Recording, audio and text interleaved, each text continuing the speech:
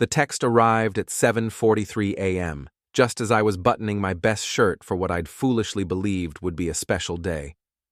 Stuck at work, sorry can't make dinner, happy 34th. No emoji, no love you. Just Amanda's typical dismissive efficiency, delivered like a weather report.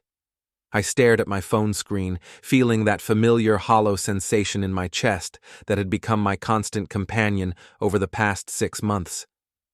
My wife of 8 years couldn't spare 3 hours for my birthday dinner at Marcello's, the same Italian restaurant where we'd celebrated every milestone since our second date. Where I'd proposed, where she'd cried happy tears and said yes to forever. Forever, apparently, had an expiration date I wasn't aware of. Happy birthday to me, I muttered to my reflection, adjusting my tie with hands that shook slightly.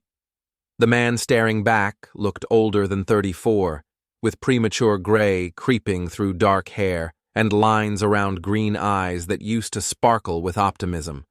Construction management ages you fast, but betrayal ages you faster. The drive to Marcello's felt like a funeral procession. Every red light gave me another opportunity to call and cancel, to spend my birthday alone with takeout and self-pity like a normal person. But something stubborn in me refused. Maybe it was pride. Maybe it was the desperate hope that Amanda would surprise me, show up with some elaborate explanation, and that radiant smile that had captured my heart in college. Marcello's sat on 5th Street like a warm embrace, its brick facade glowing under string lights that had witnessed countless celebrations. The hostess, Maria, greeted me with genuine warmth that made my chest tighten.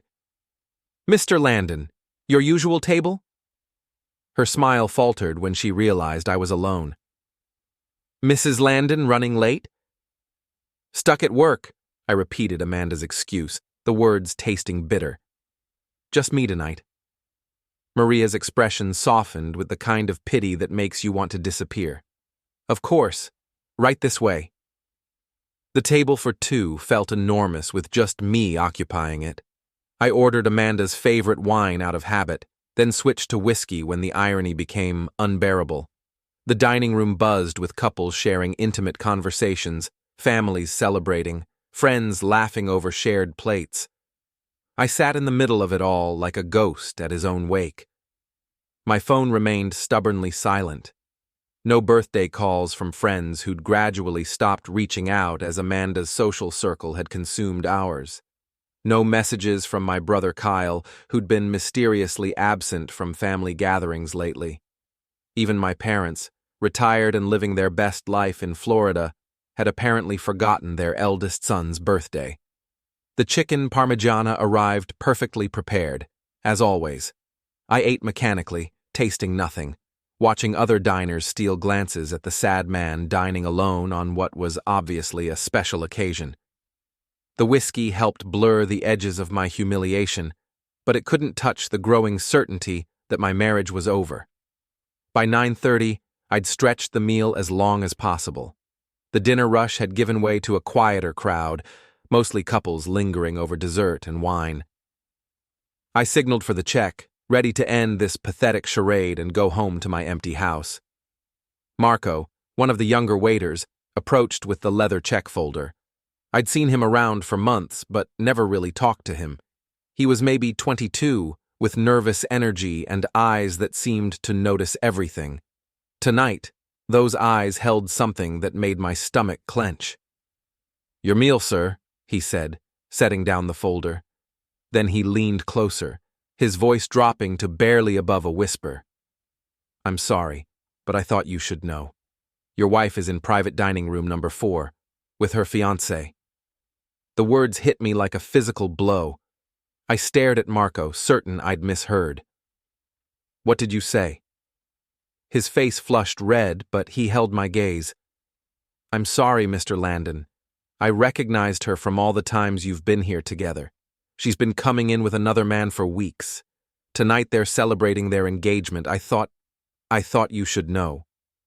The check folder fell from my numb fingers. Fiancé. Engagement. The words ricocheted through my skull like bullets. Amanda wasn't stuck at work.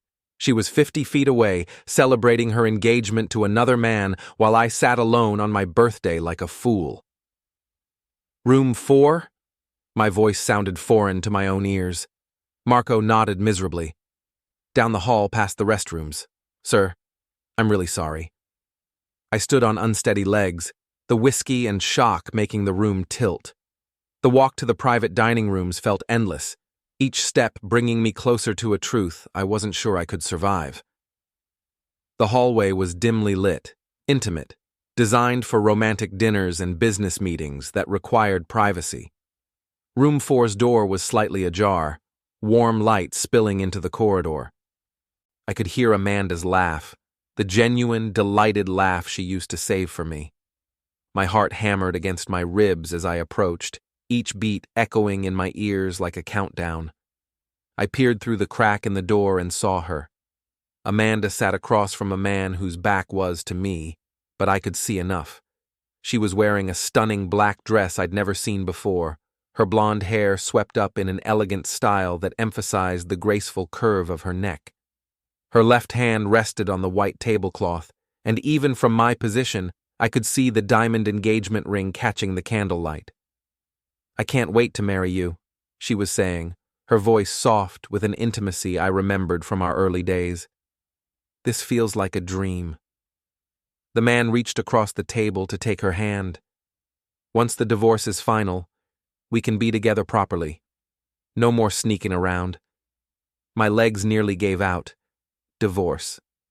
They were planning my life without bothering to include me in the conversation. I gripped the door frame, fighting the urge to vomit or scream or both. "I feel terrible about the timing," Amanda continued. "His birthday and all, but he had to find out eventually. You said he suspected something. He's not stupid, just oblivious. He sees what he wants to see." The casual cruelty in her voice shattered something inside me. This wasn't a woman torn between two loves or struggling with a difficult decision. This was someone who'd written me off completely, discussing my disposal like a business transaction. I pushed the door open and stepped inside. Amanda looked up, her face transforming from contentment to horror in a split second. The color drained from her cheeks as our eyes met across the intimate table. But it was the man who turned around that delivered the killing blow. My brother Kyle stared back at me, his familiar face a mask of guilt and panic. Time stopped.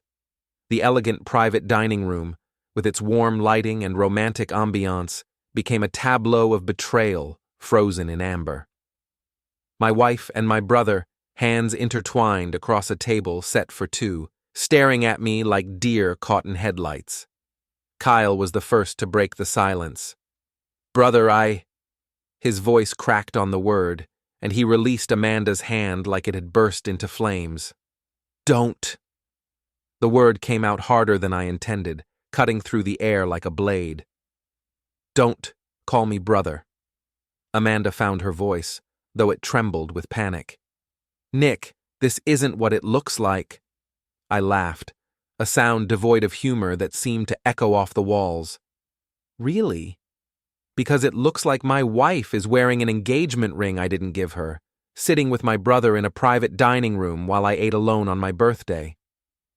I gestured to the champagne bucket beside their table. "Celebrating, from the looks of it." Kyle stood slowly, his 6-foot frame unfolding with the careful movements of someone expecting violence. At 31, he'd always been the golden child, the tech entrepreneur, the charmer, the one our parents bragged about at dinner parties. Looking at him now, I saw a stranger wearing my brother's face. "We were going to tell you," he said, his hands raised slightly in a placating gesture. "When?" I demanded. "When exactly were you planning to tell me that you're sleeping with my wife?" Amanda's eyes filled with tears, the same tears that had worked on me for 8 years, melting my anger and making me the villain for raising my voice. "Not tonight. We didn't plan this," she whispered. "It just happened." "Bullshit." I stepped closer to their table, noting the intimate details I'd missed from the doorway. 2 dessert plates, barely touched, a small gift box beside Amanda's wine glass, the way they'd arranged themselves in the corner booth, shoulders touching. "How long?" They exchanged a look that told me everything. This wasn't a recent development or a moment of weakness. This was a relationship, complete with its own language of glances and shared secrets. 6 months, Amanda finally admitted, her voice barely audible. 6 months. I did the math quickly, remembering when things had started to change. When Amanda began working late more often. When Kyle stopped coming to family dinners. When my wife started wearing new clothes and jewelry she claimed to have bought on sale. 6 months, I repeated. While I was working 60-hour weeks to pay for the house renovation you wanted. While I was planning our anniversary trip to Italy. While I stopped, the words choking me. Kyle stepped forward, his businessman's instincts kicking in. "Look, I know this is a shock, but we're all adults here. These things happen. We can work this out civilly." The casual dismissal of my pain ignited something primal in my chest. Civilly? You've been screwing my wife for 6 months, and you want to handle this civilly? "Don't make this harder than it has to be," Amanda said, her tears drying as her defensive walls went up. "We tried to make it work, but we're not happy together. We haven't been for a long time." "We?" I stared at her, seeing clearly for the first time in months. I didn't know we were unhappy. But then again, I didn't know about a lot of things, apparently. She lifted her chin with the defiance I'd once found attractive. "You can't tell me you haven't felt the distance between us." I felt it. I thought it was work stress, or the house renovation, or just normal marriage stuff. I didn't think it was because you were planning your next marriage while still in this one. Kyle cleared his throat. "Amanda filed separation papers last week. Her lawyer should have—" "I never received any papers," I cut him off. "But I did receive a text this morning wishing me happy birthday and claiming you were stuck at work." I looked at Amanda. "Where exactly did you tell him you were tonight?" Her silence was answer enough. She'd lied to both of us, playing us against each other while she orchestrated her perfect transition from one brother to the other. "She told me you knew about us," Kyle said quietly, realization dawning in his eyes. "She said you'd agreed to an amicable divorce." I almost felt sorry for him. Almost. "Congratulations, Kyle. You're engaged to a liar. Hope that works out better for you than it did for me." Amanda's mask slipped completely. "Don't act like the victim here, Nick. You've been emotionally absent for years. I needed someone who actually paid attention to me. So you chose my brother. I chose someone who makes me feel alive again." The words hit their mark, but instead of pain, I felt something else. Clarity. This woman, who I'd loved since college, who I'd built a life with, who I'd trusted with everything, was a stranger. The Amanda I'd married wouldn't have done this. Maybe she'd never existed at all. "When's the wedding?" I asked conversationally. They looked surprised by my sudden calm. Kyle answered cautiously. "We haven't set a date yet. We wanted to wait until my divorce was final." "Right." I nodded as if this made perfect sense. "And where are you planning to live? Our house has such great memories." Amanda flinched. "Nick, don't what? Don't ask practical questions about how you've dismantled my life?" I pulled out my phone and opened the camera app. "Smile, you two. This is definitely a moment worth remembering." Kyle lunged forward. "Put that away." "Why? Aren't you proud of your love story? Brother steals brother's wife, proposes in the same restaurant where the husband sits alone on his birthday." I snapped several photos before Kyle could reach me. "This is going to make a great story at family gatherings." "There won't be any family gatherings," Amanda said coldly. "Not after tonight." She was right, of course. This moment had shattered more than just my marriage. It had destroyed my family, my trust, my understanding of the people I'd loved most. But as I looked at their guilty faces, I realized something they hadn't counted on. I was done being the victim.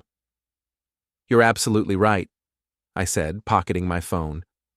"There won't be any family gatherings, because after tonight, neither of you will have a family to gather with." I turned and walked out of private dining room number 4, leaving my wife and brother to their champagne and their guilty consciences. Behind me, I heard Amanda call my name, but I didn't look back. The main dining room had mostly emptied, but the staff watched my exit with the fascinated horror of people witnessing a car crash. Marco, the young waiter who'd started this revelation, gave me a sympathetic nod as I passed. I threw a $100 bill on my original table and walked out into the cool night air, my mind already racing with possibilities. Amanda and Kyle thought they'd been clever, planning their future while keeping me in the dark. They thought I'd roll over and accept their betrayal with the same passive acceptance I'd shown for years. They were about to learn how wrong they were. I drove home through empty streets, my hands steady on the wheel despite the storm raging in my chest.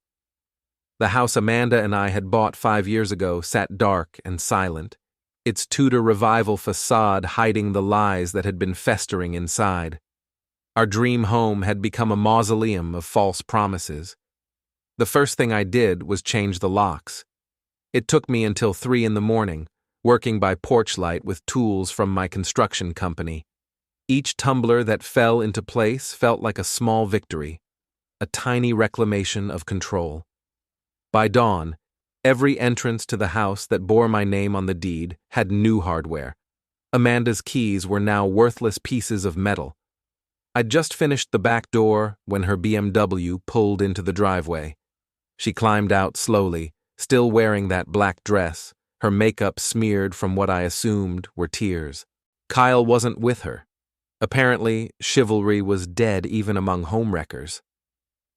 She walked to the front door with the confident stride of someone who belonged here, fishing her keys from her purse. I watched from the kitchen window as she tried the lock once, twice, then rattled the handle with growing frustration. The doorbell rang insistently, followed by pounding that grew increasingly frantic. "Nick, open this door! I live here!" I made coffee and let her rage. The neighbors' lights began flickering on as Amanda's voice rose to levels that could wake the dead. Mrs. Patterson from next door appeared at her window, phone in hand, probably debating whether to call the police. "I know you're in there!" Amanda screamed. "This is my house too! You can't lock me out!" Actually, I could. I'd checked the laws before starting my locksmith project.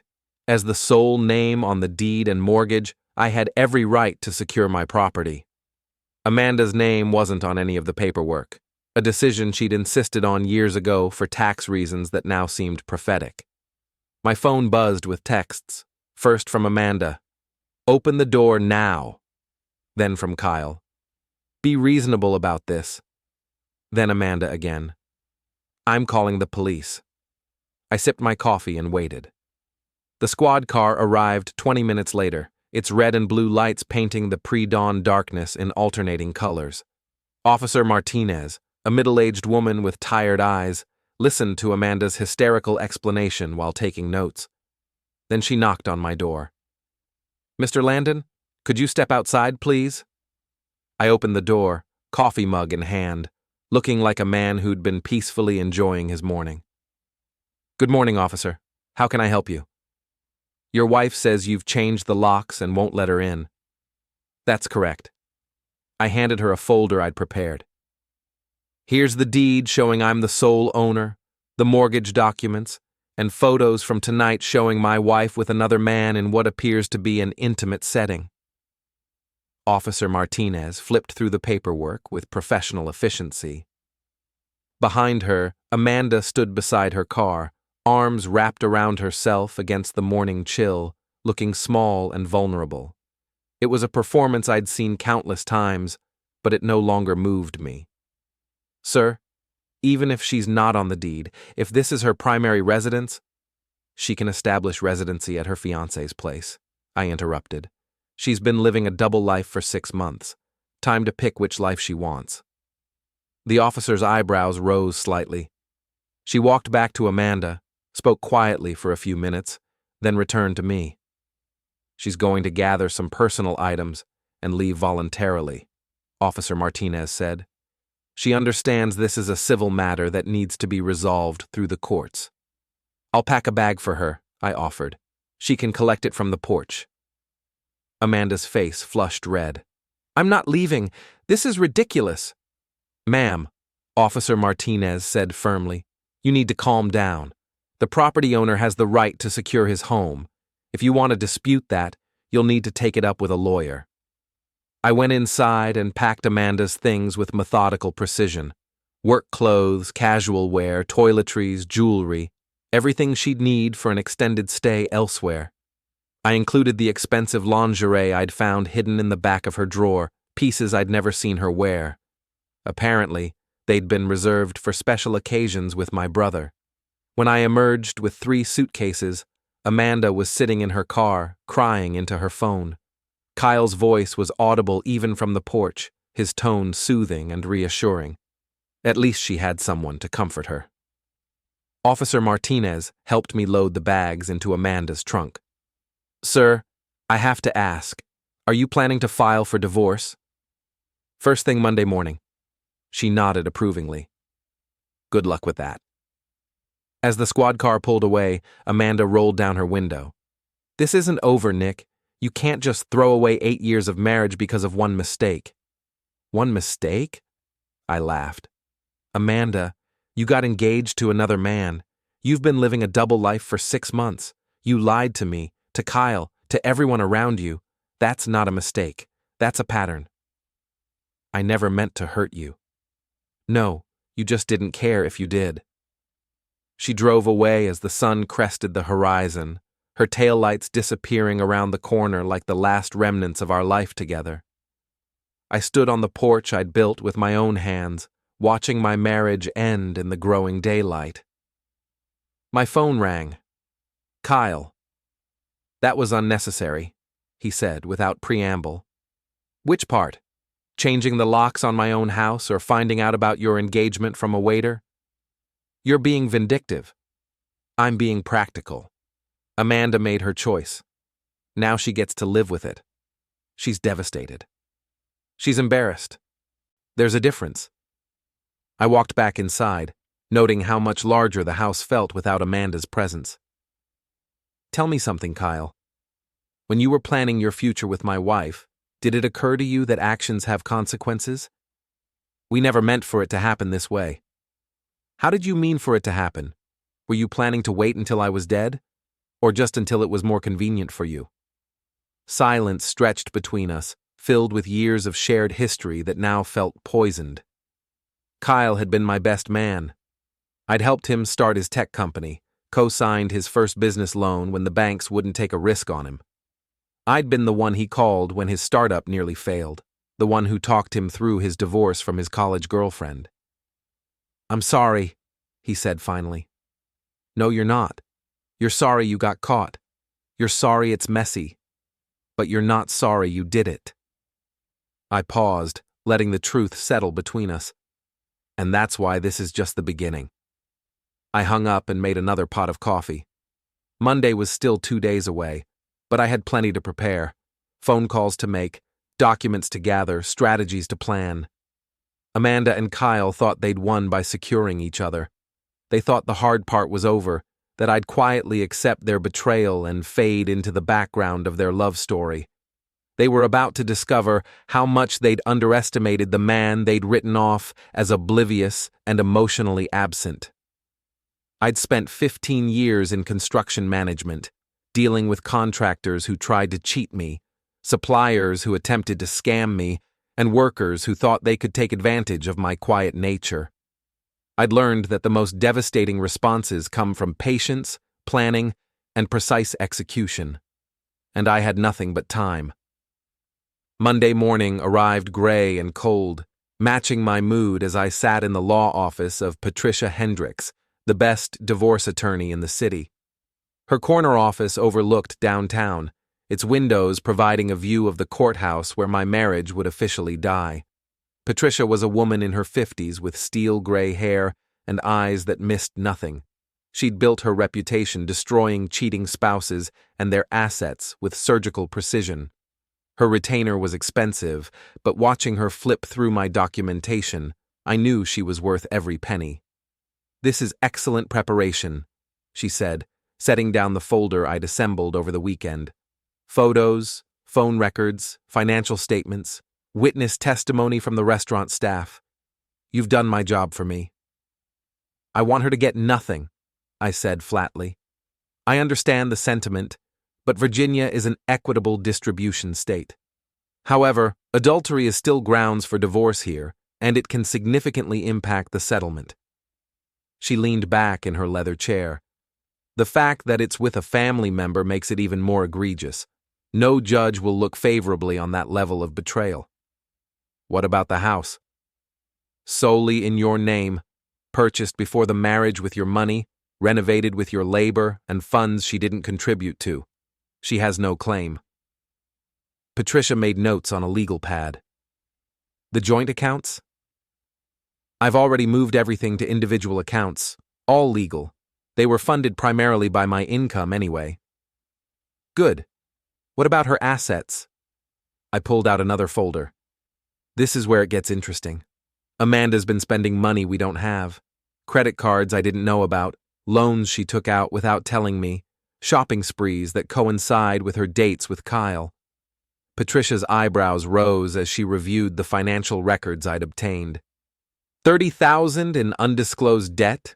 This is financial infidelity on top of the regular kind." "It gets better. The engagement ring Kyle gave her?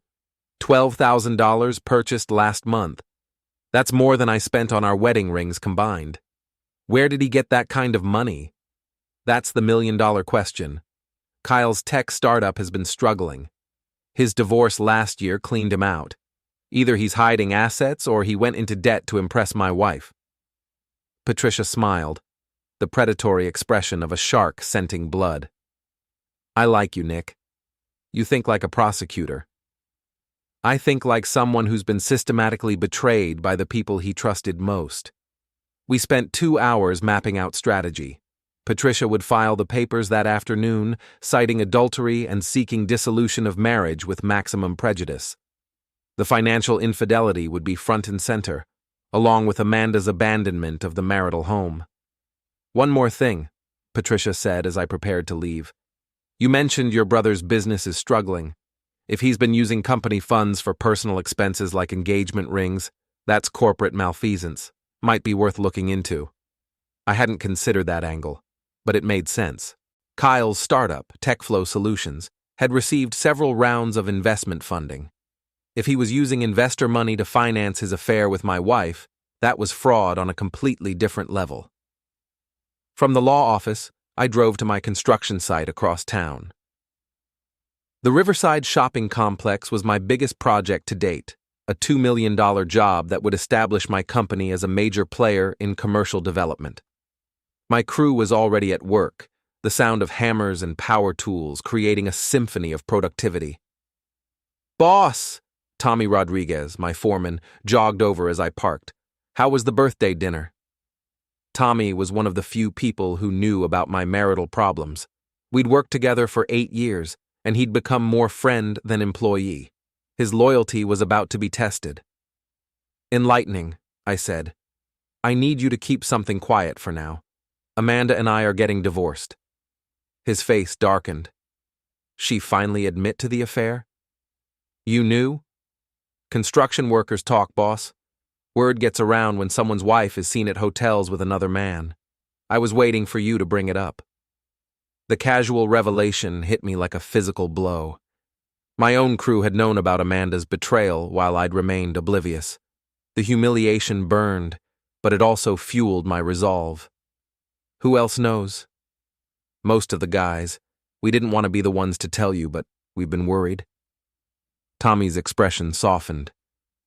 "For what it's worth, we all think you're better off without her. Thanks. I need a favor." "Name it." Kyle's company is doing the tech infrastructure for this project.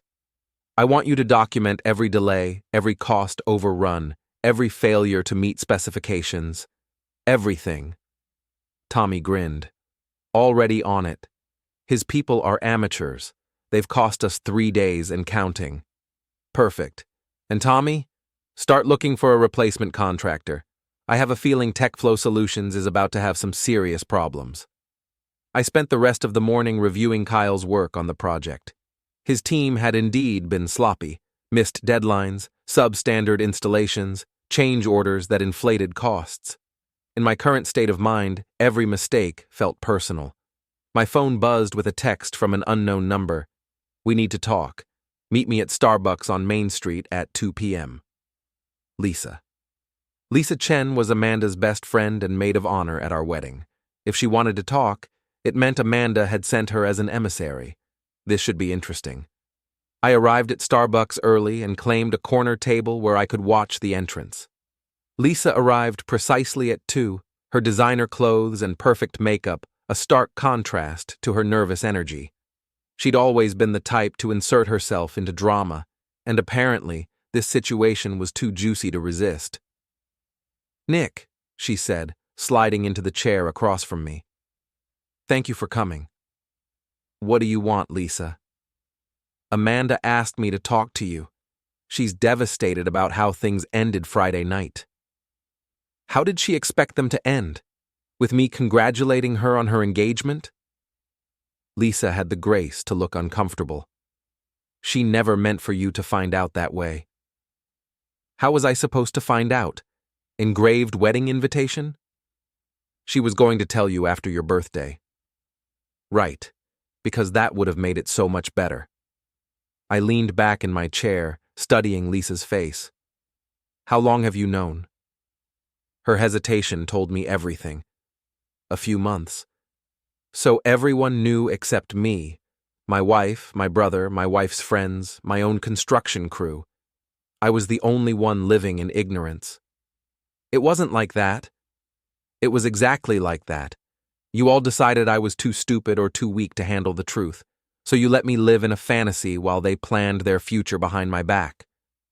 Lisa's composure cracked. "She loves Kyle, Nick. Really loves him. I've never seen her this happy." "She loved me once too, or claimed to. How long do you think this one will last?" "That's not fair." "Fair?" I laughed, drawing stares from other customers. "Lisa, my wife spent 6 months lying to my face while sleeping with my brother. She got engaged while still married to me. She's racked up $30,000 in debt I knew nothing about. And you want to talk to me about fair? She made mistakes. She made choices, deliberate, calculated choices. And now she gets to live with the consequences." Lisa leaned forward, her voice dropping to a whisper. "She's scared, Nick. She doesn't have anywhere to go." "She has Kyle. His apartment is tiny, and his ex-wife is making things difficult about custody of their daughter." "Not my problem. She just needs some time to figure things out. Maybe you could let her stay in the house for a few weeks." "Absolutely not. She's willing to pay rent." "With what money? The $30,000 she owes in credit card debt?" Lisa's face flushed. "You're being cruel." "I'm being practical. Amanda made her bed, literally, with my brother. Now she gets to lie in it." I stood to leave, but Lisa grabbed my arm. "Please, Nick, she's my best friend. I'm begging you to show some compassion." "Where was her compassion when she was destroying my life? Where was yours when you helped her hide the truth?" I pulled free of her grip. "Tell Amanda that if she wants to communicate with me, she can do it through lawyers. And Lisa, don't contact me again." I walked out of Starbucks feeling lighter than I had in months. Each bridge I burned removed another avenue for manipulation and false hope. Amanda and Kyle had destroyed my ability to trust, but they'd also freed me from the obligation to be the nice guy who always put others first. That evening, I made a call to Marcus Webb, a private investigator I'd worked with on construction insurance cases. If Amanda and Kyle thought their secrets were safe, they were about to learn otherwise. I need a complete background check, I told Marcus. Financial records, phone logs, hotel receipts, everything you can legally obtain. How deep do you want me to dig? All the way to bedrock. I want to know every lie they've told, every penny they've spent, every moment they've been together. I want ammunition. This is going to be expensive. I don't care what it costs. I want my life back, and I want them to pay for taking it. As I hung up, I felt something I hadn't experienced in months: hope. Not for reconciliation or forgiveness, but for justice. Amanda and Kyle had played their hand, thinking they held all the cards. They were about to discover that I'd been holding aces all along. Marcus Webb called me Thursday morning with news that exceeded my wildest expectations. We met at a diner on the outskirts of town, away from prying eyes and familiar faces. Marcus was a compact man in his 40s, with the patient demeanor of someone who'd spent years uncovering other people's secrets. "Your brother's in deeper trouble than you thought," he said, sliding a thick folder across the Formica table. "Techflow Solutions is hemorrhaging money. He's 3 months behind on office rent, owes his suppliers over $100,000, and his business partner is threatening to sue." I opened the folder, scanning financial documents that painted a picture of corporate disaster. "How is he paying for anything?" "Credit cards, mostly. He's maxed out 12 different accounts. The engagement ring, purchased with a cash advance that put him over his limit." Marcus sipped his coffee, watching my reaction. "But here's the interesting part. He's been telling investors that Techflow has major contracts lined up, including your shopping center project. That contract is worth $40,000, hardly major. He's been inflating the numbers, telling potential investors it's a $200,000 deal with guaranteed renewals." I sat back, processing the implications. That's securities fraud. Gets better. He used those inflated projections to secure a bridge loan from Meridian Capital. $250,000 that he's supposed to pay back when the big contracts come through. "Where's the money?" Marcus flipped to another section of the folder. Apartment deposit for him and Amanda, new car lease, expensive dinners, hotels, jewelry. He's been living like a millionaire on borrowed money. "And when the loan comes due?" "Next month. If he can't pay, Meridian will seize his business assets and pursue criminal charges for fraud." I studied Kyle's financial records, seeing the desperation behind his confident facade. He'd been robbing Peter to pay Paul, using new debt to service old debt, spiraling toward inevitable collapse. The engagement to Amanda wasn't just betrayal, it was part of a fantasy life he couldn't afford. "What about Amanda?" I asked. "She's been helping him spend the money. Hotel receipts show she was with him when he signed the Meridian loan. She witnessed the documents." "So she knew he was committing fraud?" Hard to prove what she knew versus what she suspected, but she certainly benefited from it. Marcus pulled out another set of papers. Her spending increased dramatically after they started seeing each other. Designer clothes, spa treatments, expensive dinners. She's been living like a woman whose boyfriend has money. Boyfriend who's about to lose everything, including his freedom, if Meridian decides to prosecute. I closed the folder, my mind racing with possibilities. Kyle's house of cards was already falling. I just needed to give it the right push at the right time. "One more thing," Marcus said. "Your wife's been apartment hunting, expensive places she can't afford on her PR salary. She's expecting Kyle to support her." That's not going to happen. No, it's not. Because I also found out that her PR firm is reviewing her employment. Apparently, some of her recent client decisions have been questionable. I raised an eyebrow. Such as? She's been steering clients toward vendors that gave her kickbacks. Nothing criminal, but definitely against company policy. Her boss is building a case to terminate her. The irony was perfect. Amanda had destroyed our marriage for a man who was broke and facing criminal charges, while simultaneously destroying her own career through greed and poor judgment. They deserved each other. "Send copies of everything to my lawyer," I told Marcus.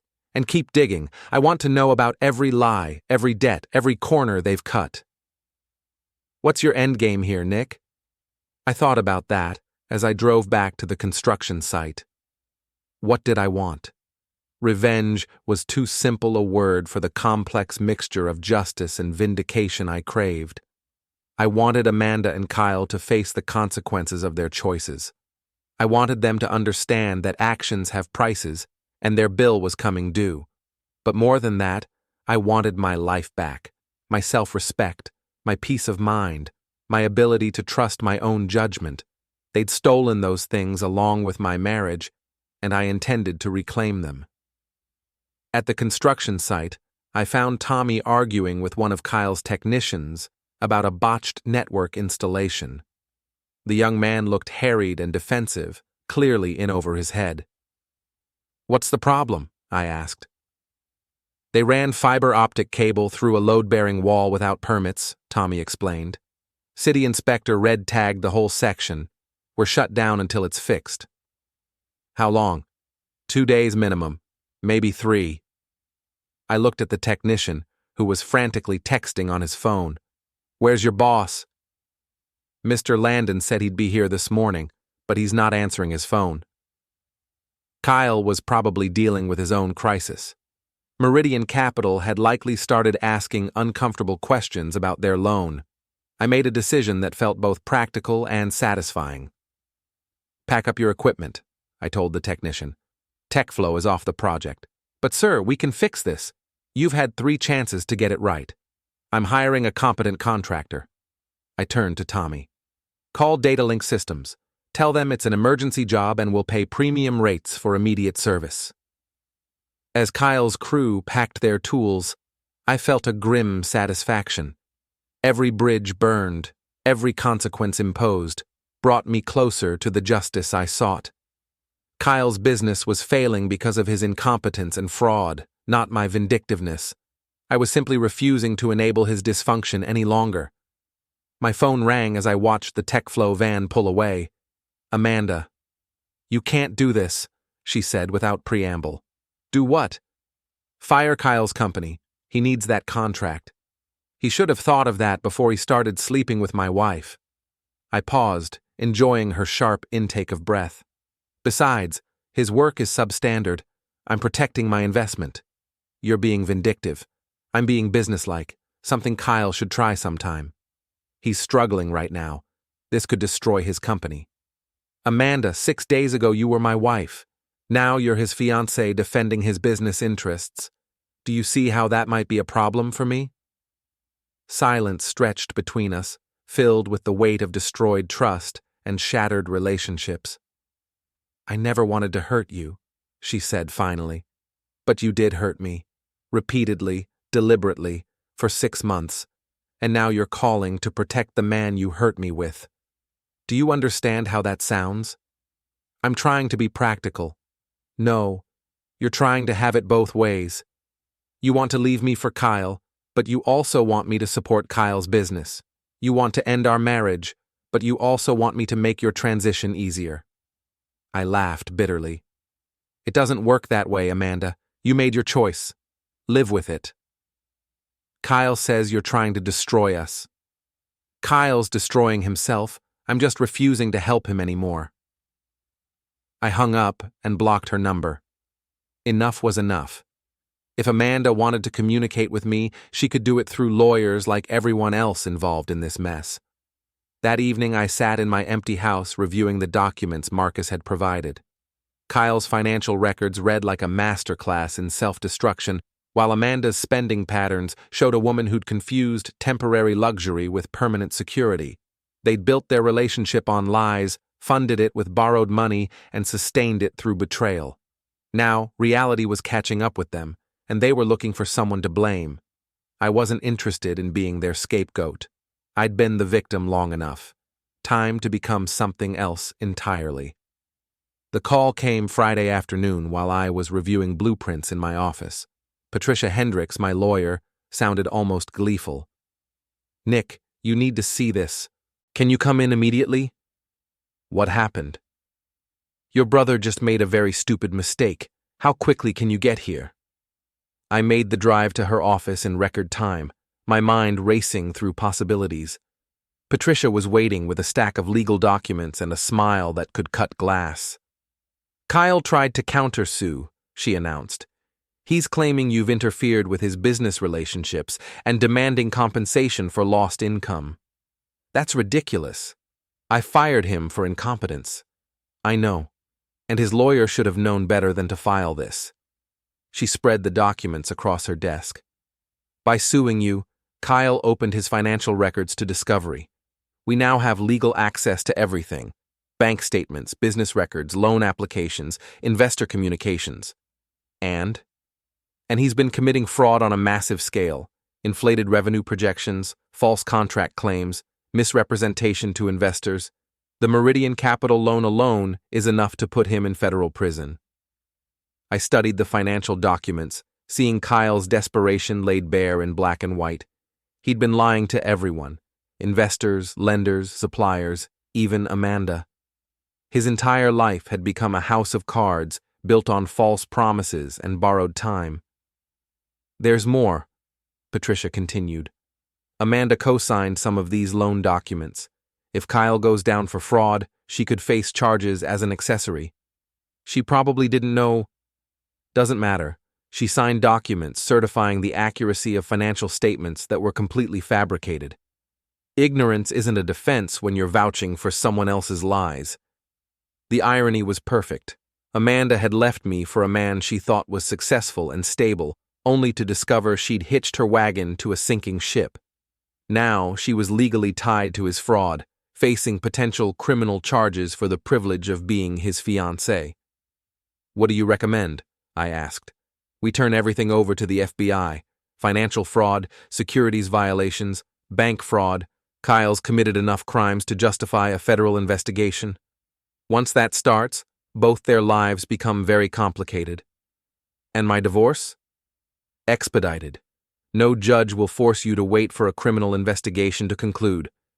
We can have you divorced and free of any financial entanglement within 60 days. I thought about Kyle's arrogance, his casual dismissal of my pain, his assumption that I'd quietly accept his betrayal. I thought about Amanda's lies, her manipulation, her complete lack of remorse for destroying our marriage. "Do it," I said. Patricia made the calls while I waited, setting in motion a chain of events that would unravel everything Kyle and Amanda had built together. Within hours, federal agents would be reviewing financial records, interviewing investors, and building a case that could send my brother to prison. I felt no satisfaction in Kyle's downfall, only a grim sense of justice. He'd chosen to build his life on lies and stolen money. Amanda had chosen to join him in that fantasy.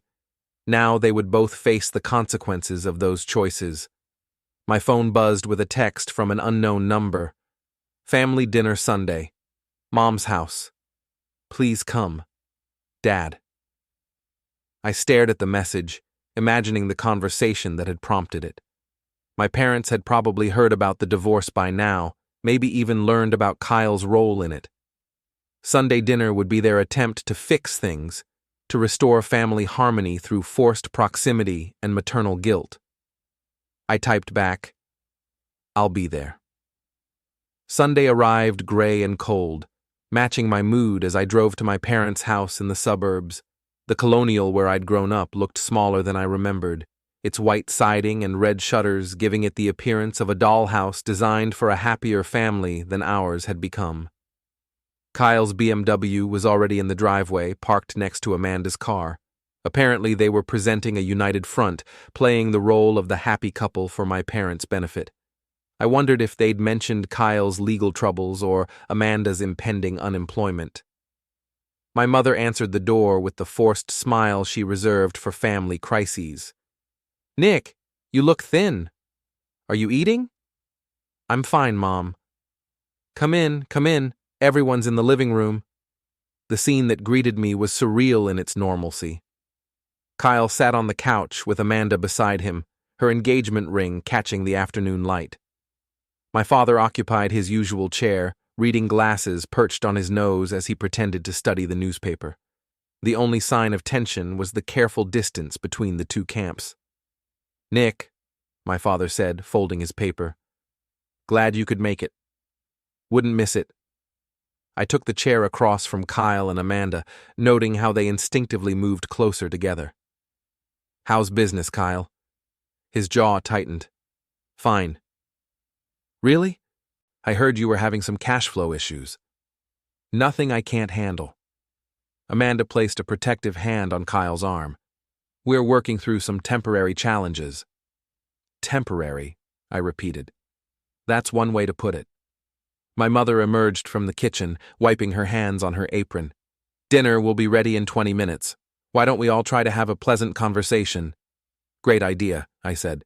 Kyle, why don't you tell everyone about your meeting with the FBI? The color drained from Kyle's face. Amanda's hand tightened on his arm, her knuckles white with tension. What meeting? My father asked. The one scheduled for tomorrow morning. Something about irregularities in his business loans. I smiled pleasantly. Apparently, there are some discrepancies in his financial statements. Kyle found his voice. You called the FBI? I didn't call anyone. Your own lawyer opened your records to discovery when you sued me. The authorities drew their own conclusions. You bastard! Kyle!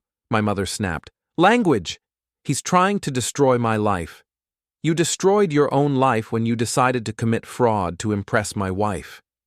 I stood up, suddenly tired of the charade. You want to know what's really funny? Amanda left me because she thought you were successful. She had no idea you were broke and borrowing money to pay for your dates. Amanda's face went pale. That's not true. Ask him about the Meridian Capital loan. Ask him where he got the money for your engagement ring. Ask him what happens when the FBI finishes their investigation. Kyle shot to his feet. You're destroying our family. I didn't destroy anything. You slept with my wife. You lied to investors. You committed fraud. I just refuse to cover for you anymore. Boys, please, my mother began. No, Mom. No more family dinners. No more pretending everything's fine. No more enabling Kyle's selfishness. I looked at my parents, seeing the pain in their eyes. I'm sorry it came to this, but I won't sit at the same table as the people who betrayed me and pretend we're still family. I walked toward the door, but Kyle's voice stopped me. This isn't over. I turned back, seeing him clearly for the first time in years. Not my little brother or the family golden child, but a desperate man who'd gambled everything and lost. Yes, it is, I said quietly. Your business is finished.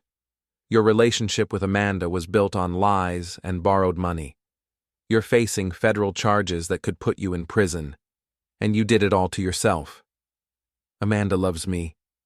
Amanda loves the idea of you, the successful entrepreneur, the charming younger brother, the man who could give her a better life. But that man doesn't exist. He never did. I looked at Amanda, seeing the doubt creeping into her eyes as reality penetrated her fantasy. How much debt is he really carrying, Amanda? How much of your future together is funded by money he doesn't have? She didn't answer, but her silence spoke volumes. Good luck with the FBI, I told Kyle. You're going to need it. I left them there, my parents struggling to process the destruction of their family, Kyle facing the collapse of his lies, Amanda confronting the reality of her choices. They would have to find their own way through the wreckage they'd created. As I drove away from the house where I'd grown up, I felt something I hadn't experienced in months. Freedom. The weight of family obligation, of trying to maintain relationships with people who'd betrayed me, lifted from my shoulders like a physical burden. My phone rang as I pulled into my driveway. Patricia Hendricks. The FBI wants to interview you tomorrow, she said. Routine questions about Kyle's business practices and financial statements. I'll tell them everything I know. Good. And Nick? Amanda's lawyer called. She wants to settle the divorce quickly and quietly. No alimony, no property claims. She just wants out before the criminal investigation gets complicated. Agreed. You'll be a free man by the end of the month. I hung up and sat in my car, looking at the house I'd bought